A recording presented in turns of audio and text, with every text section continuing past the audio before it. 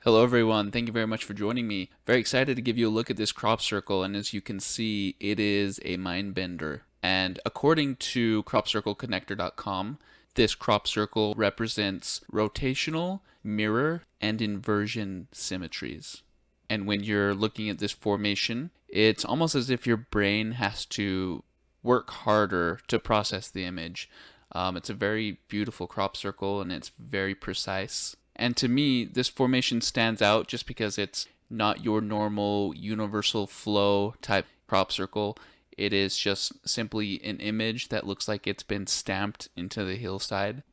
And it's not super complicated, it's not super complex, but it does bring an enormous amount of energy to the table. And I'm looking forward to what the rest of the summer has in store. Thank you very much for watching.